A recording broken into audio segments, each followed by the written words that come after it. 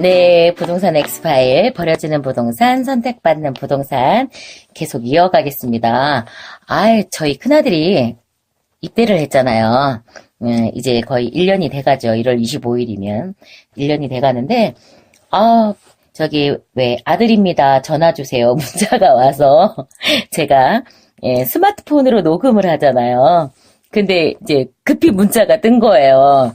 빨리 전화 안 해주면 좀 곤란하니까 네, 잠시 끊었다가 네, 돌아왔습니다. 양해 부탁드립니다. 부동산 문제는 인구가 적어지는 것도 이렇게 문제였는데요. 어떻게 보면 우리 인구가 적어져서 1, 2인 가구가 늘어난 것, 또 가족이 분화돼서 1, 2인 가구가 늘어나는 것, 이런 것 때문에 주거 문화의 어떤 새로운 트렌드를 가져왔어요. 도시형 생활주택이 그 2009년부터 아마 법이 시행이 되면서 그때 아마 1, 2인 가구의 주거 안정, 서민의 주거 안정, 이런 게 목표여서 좀 빨리 주차장이나 이런 관련법들을 좀 완화해줘서 빠르게 주택을 공급할 수 있도록 하는 그런 정책이었죠. 도시형 생활주택이 그때부터 이렇게 활성화되어서 사실 지금 문제도 사실 많긴 한데요. 지금은 1, 2인 가구 비율이 전체 세대의 한 30%?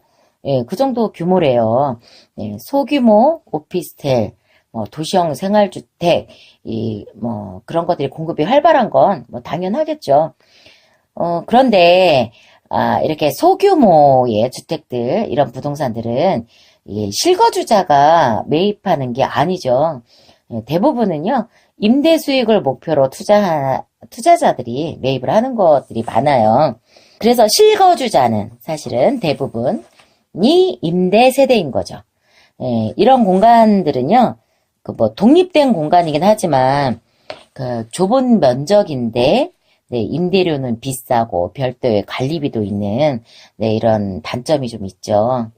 그래서, 청년들이나 또, 좀 형편이, 주거 사정이 더 열악해지면, 이렇게 비싼 임대료를 피해서, 이렇게 갈 수 있는 곳이, 고시텔 같은 곳이 있는 거예요. 근데 고시텔, 고시원, 이런 데는, 얼마 전에 김연아 의원이 왜 작년이었나요? 김연아 의원이 국회에 고시원 체험할 수 있도록 설치해놨다 그랬죠. 굉장히 열악하죠. 주거 환경이라고 할 수도 없을 정도로 열악합니다. 또 임대료 문제, 주거 환경, 또 이런 공간적인 문제를 절충을 해서요. 고시원이 아닌 쉐어하우스가 최근에는 굉장히 유행하고 있어요. 드라마 보시는 분들은 아시겠지만, 최근에, 네, 황금빛 내 인생이라는 주말 드라마에도 쉐어하우스가 등장했죠. 제가 그때 가격을 되게, 3만원씩 열흘간 낸다, 이런 얘기를 들었는데, 거기서는 2인실이 한 달에 30만원인 거죠. 근데 사실 지역이나 주거 환경에 따라서요, 가격은 굉장히 달라져요. 많게는 100만원 넘는 쉐어하우스도 있거든요. 정말 쉐어하우스가요, 단독, 다가구, 이런 주택만 활용하는 게 아니고요. 최근에는 핵심 지역의 중대형, 사실은 대형 아파트죠. 대형 아파트로 이 쉐어하우스 공급이 확대되고 있어요.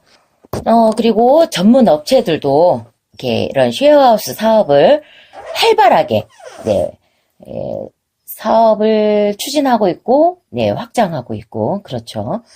어떻게 보면 핵심 지역의 대형 고급 아파트가 계속해서 고급 주거용 부동산으로 계속해서 선택을 받는 거죠.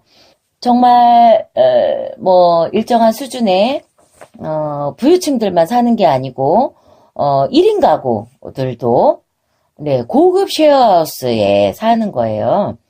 그러니까 고급 주거용 부동산은 1인 가구든 다인 가구든 계속해서 네, 선택을 받는 거죠.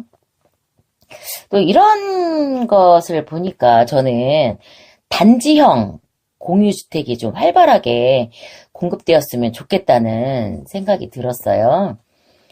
약간 기숙사형 같은 느낌이 들기도 하겠지만 조금 좀 다르게 생각해요, 저는.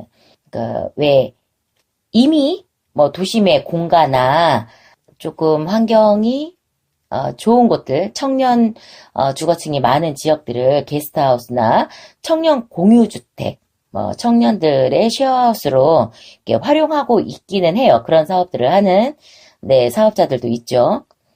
그런데 이제 다음 달부터 네, 이 특례법이 시행이 되면 그런 소규모 주택 정비 사업을 통해서 작은 단지형 공유주택 타운을 조성하면 좋지 않을까 하는 생각을 해봤어요.